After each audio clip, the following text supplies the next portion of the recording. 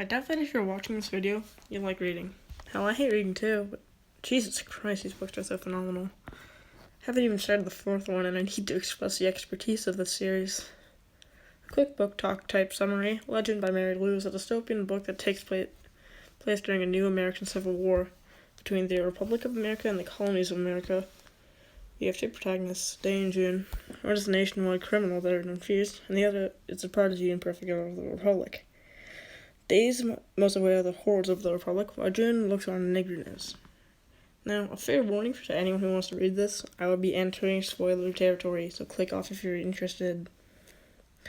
For the record, I'll be basing this on the hardcover book, not the graphic novel, vastly worse version. And please, my description will not be as good as reading the actual thing, so your last warning.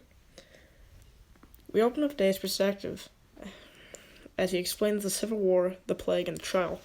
The trial is a forced test that every 10-year-old takes on their birthday. If you fail it, you get sent to labor camps. That's a surprise too, but I'll help us out later. June was the only person to get 1500 out of 1500 on the trial, making her the famous prodigy of the Republic. The plague is a fast mutating virus that goes around the country, which I'll talk about more later. Day and his sidekick little sister character, Tess, find out that Day's actual little brother, Eden, has a new plague variant. Day sets off on a journey to get the plague medication for Eden, and then we get to our first June chapter.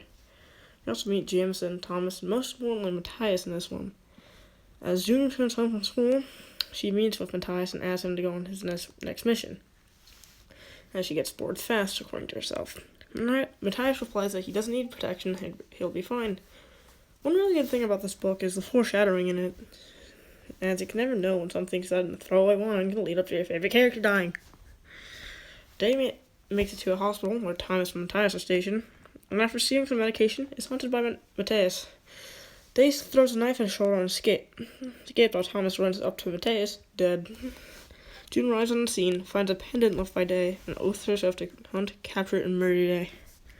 When I was reading this chapter, I felt the raw emotion in June. Mary Lou is a great writer on every topic, but her emotional writing is some of the best parts of these books. June ends up hunting Day down the slum sectors, and when she unknowingly finds them, they get to know each other, and this is one of my favorite parts of the book. Day and June knowing each other and sharing their love for each other, it's just so wholesome to watch. Eventually, June figures out that he's Day, and uses some clever tactics too. She watches Day drop off medicine to a slum sector house, his hospital raid, and him reaching for his neck, his lost pendant, and rats him out to the Republic. And even here, we see internal conflict on doing it. Day runs home to protect his family but is arrested after his mother is killed as bait. Another internal conflict is June springs up, with the writing that tore my heart apart while I was reading. In Day's cell, the two get more time together, and Day spills the beans to June. All the people who fail their trial get killed, and the plagues are made by the Republic. June shrugs this off at first, but when she gets home that night, she discovers something horrifying left as a secret code by Matthias. Matthias reveals everything to June from a secret website about the plagues, family's whole death, and a child. She also discovered it was Thomas who killed Matthias, not Day. She decides to break him out of jail. She comes up with a plan of testing the Patriots, people hell-bent on reunifying the United States. She forms up a plan, breaks Day out with a sacrifice from John, his older brother, and legend ends. It's much more complicated than that, of course, and that's why I recommend reading it. It's much better than I could ever do. I won't talk about Prodigy or Champion here. I just want to talk about Legend today. Characters are all phenomenal. Day, June, and Kaide are my top 10 fictional characters. Eden and Tess get better in the next books, and some minor characters get better later. Please read these, even if you already saw my summary. Do yourself a favor. I'll be reading links to the shorter graphic novel version and the actual full hardcover book online on YouTube, so you can just watch it if you don't want to buy it or rent it in the library. So,